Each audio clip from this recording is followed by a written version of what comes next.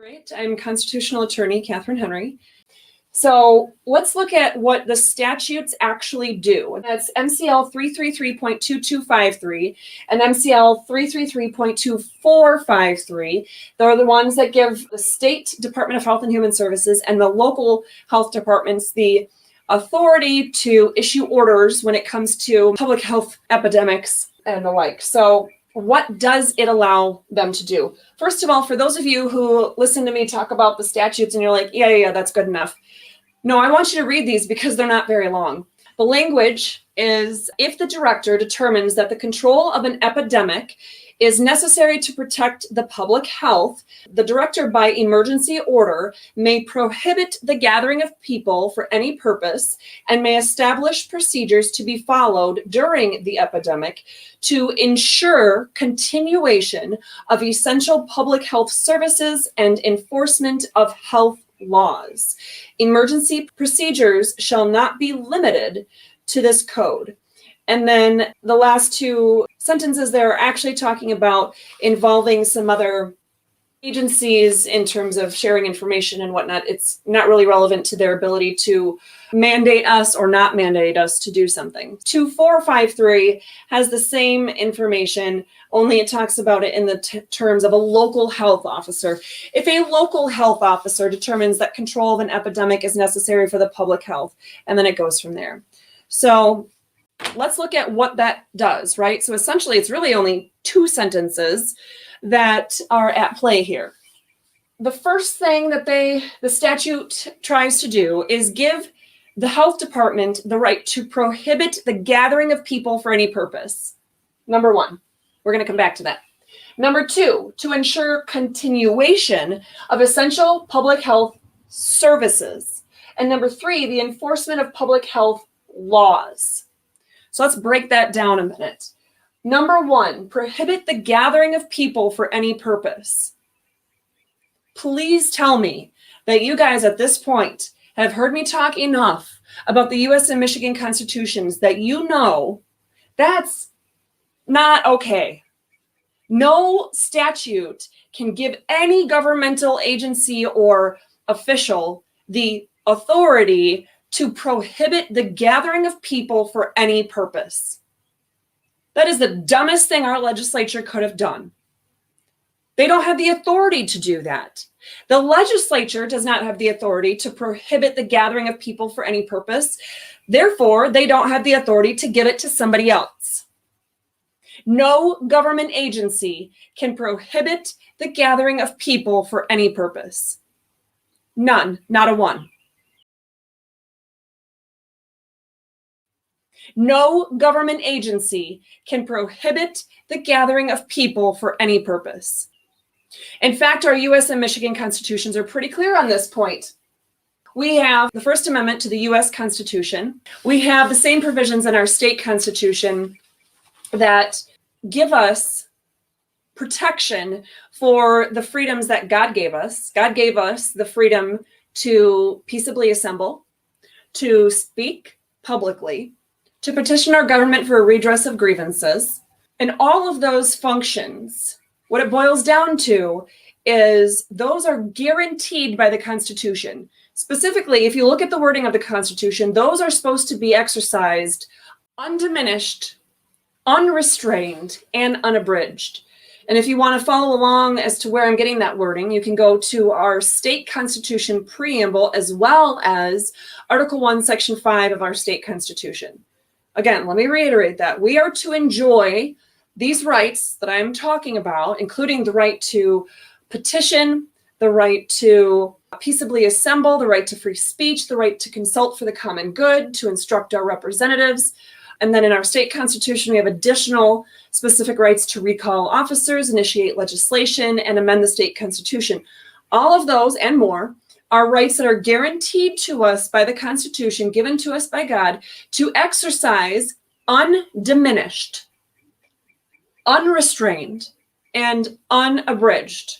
Again, State Constitution Preamble and Article 1, Section 5 will tell you this. I know we're talking about a lot of topics, but the underlying rule is the same. They cannot require these things of you and discriminate against you based on these things, because that violates the Equal Protection Clause. The Equal Protection Clause says that the government's job is to step in and ensure equal protection of the law. It doesn't directly tell individuals that they can't run their businesses or open up their homes even in a way that is discriminatory. But what it does say is, hey, government, it's your job to ensure that there's no discrimination that's going to make it where an individual is found lacking of the protections that you could provide as a government. Because the whole purpose of government is to ensure that our rights are being safeguarded, and that when I exercise my rights, I'm not infringing upon you exercising your rights. That's the whole purpose of government. If government is doing something other than that, they're not doing their dang job, and they need to be stopped. And I don't care what level of government or what branch of government. That's it. That's the main picture. Their job is to ensure our rights, not to give us our rights. But let me get back to the other two elements here of this statute. The second point is that those orders can be used to, quote, ensure the continuation of essential public health services. So let's break that down. Ensure continuation. Well, anything that wasn't happening or being offered or being done before the epidemic, as it's referred to in these statutes, nothing that was done that wasn't being done before COVID would be continuing, right? It's literally a continuation of something that had already been started. We were not doing contact tracing. We were not doing microchipping. We were not requiring the COVID vaccine. We were not requiring masks or social distancing or temperature checks. So none of those could be the subject of any of these orders just based on the first couple of words right there. But then let's continue. Of essential public health services, essential. It's at least widely enough debated on the efficacy of using those kinds of things that they're certainly not essential public health services. But let's look at the last word there, services. So the government, according to these statutes, can make these orders to ensure the continuation of essential public health services. So the government wants to ensure, say, that they can do possibly mammogram screenings, pregnancy tests, prenatal care, well child checkups, cancer treatments, anything that is an essential service provided to the public, maybe education, educating people about what kinds of foods and vitamins might be needed during pregnancy or at older stages of our life or whatever. All of those things, providing information, providing services or screenings, those are, you could argue that those are essential public health services. But the bottom line is a service is a service. If somebody comes here, it's the same kind of service. Don't think it's magical and special just because it's in the law, that it somehow is some sort of legal term. No. The term was made by everyday average people, supposed to be everyday average people who are your legislators, and they represent the everyday average person. And these are statutes meant to regulate the everyday average person. They have words that mean the everyday average, meaning service.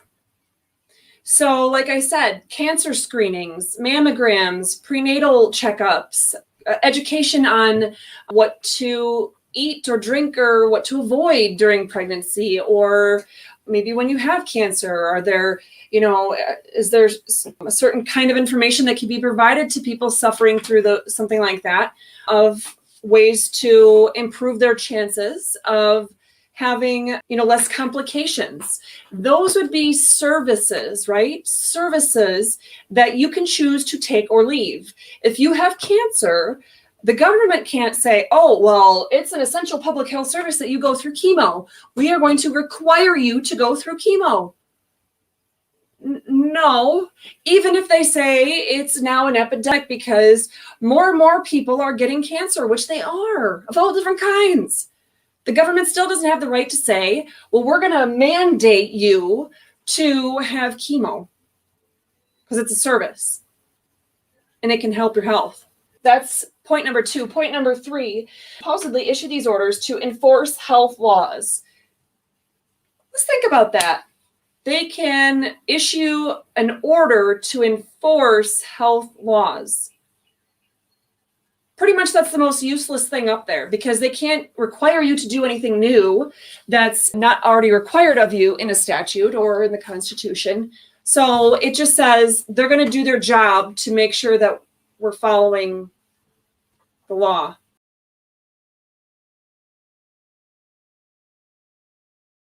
So all of those ways, no matter if we're talking about this piece or whether we're talking about this piece or any one of these, there's so many words that even the individual word alone, let alone if you look at the whole thing, what it says is the government cannot really do what the statute says that it can do, because the Constitution is the supreme law of the land in all times and in all places, no matter what.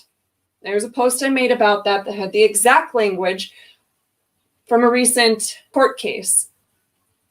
No times of epidemic or pandemic or any kind of other crisis just give excuse to violating the Constitution. None. If it's not in the Constitution, my husband kind of was trying to make an analogy about monopoly, right? The rules of monopoly. You can't just violate the rules of monopoly unless the rules of monopoly say you can violate the rules of monopoly, right?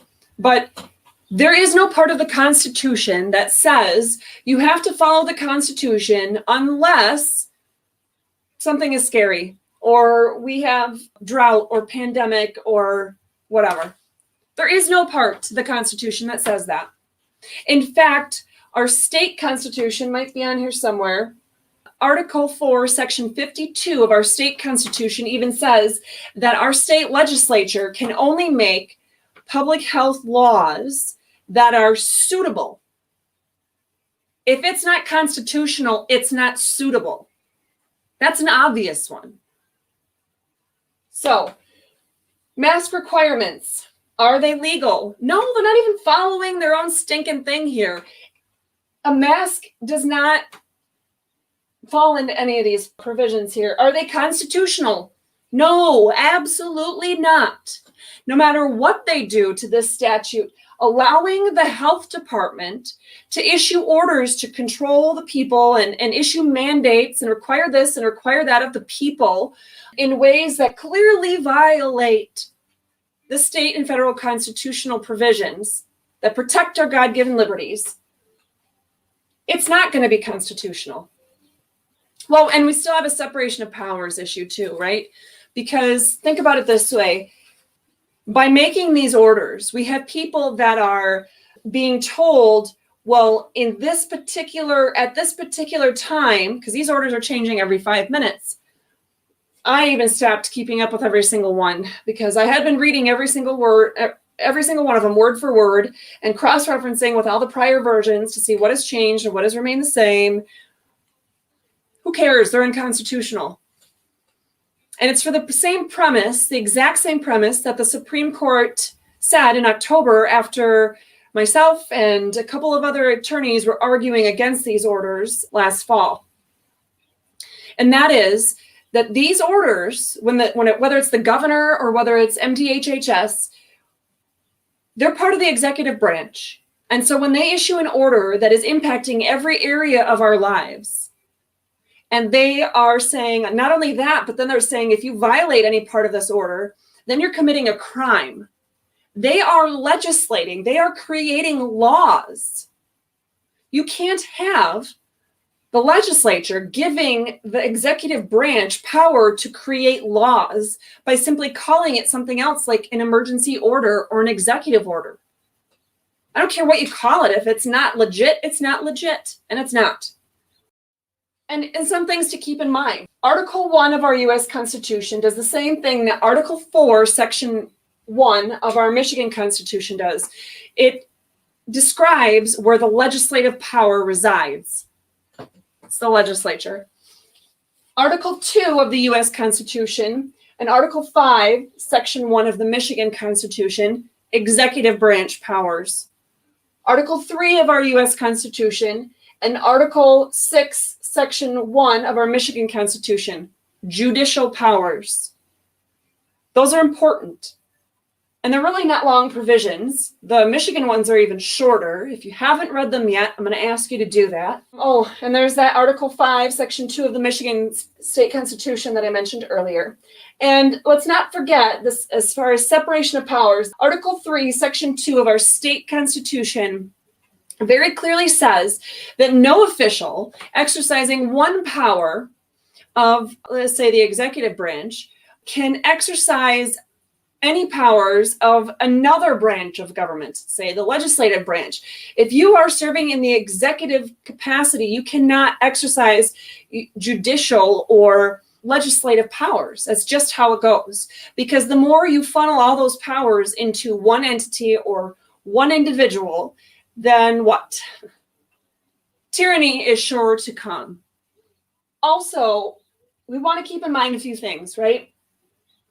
Article 6 of our U.S. Constitution, Article 11, Section 1 of our state constitution, state law, MCL 15.151, they all require that every single public official, every single public employee, everybody serving in government has to uphold the U.S. and Michigan constitutions, period. That's it.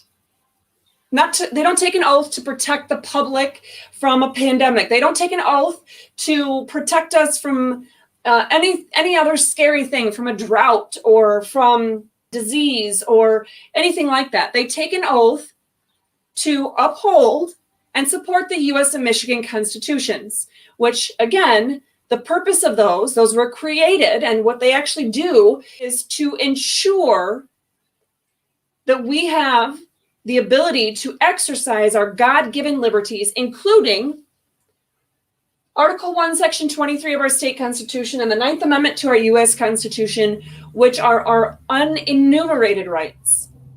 We don't have to prove that we have the right to breathe fresh air. We don't have to prove that we have a right to not get an experimental injection. We don't have to prove that we are free from contact tracing or microchipping or social distancing or temperature checks. We don't have to prove that. We are given God-given liberty and freedom from our Creator, and it's our government's job and oath to protect that liberty, even if it's not spelled out specifically, as long as our exercise of our liberties does not directly infringe or impact the exercise of somebody else's liberties. That is the job of government. So let's round this out, because it is with a heavy heart that I'm going to give you my take on the new petition that has come out.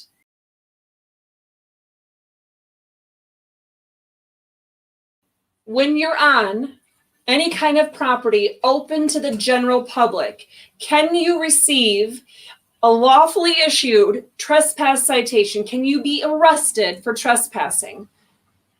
You have lawful authority to be there, because the Constitution, whether you look at the First Amendment or the Due Process Clause or the Equal Protection Clause or a variety of other things, you have a lawful right and a constitutionally protected right to be present where other members of the general public are allowed to be present. So you cannot be arrested or charged or cited for criminal trespass here in Michigan, according to the language there. You actually can't receive a criminal trespassing charge in any state of the U.S. for these same reasons, and the Supreme Court clarified that. So I realize if you've been listening from the beginning, I've probably had a few too many truth bombs or blown your mind a little bit, but you can replay this later. And keep in mind, even though we went through a lot, you have rights. You don't have to prove that God gave you rights, but the government does have to prove that they were given authority, lawful and constitutional authority, if they want to do anything. The government does not have any rights of their own unless the Constitution gives them that authority. So don't feel like you have to find the specific constitutional provision that allows you to breathe fresh air without a mask, or not have an injection of an experimental drug just to maintain your employment. You have those rights that are given to you by God and guaranteed to be protected by Article 1, Section 23 of our state constitution, and the 9th Amendment to our U.S. Constitution.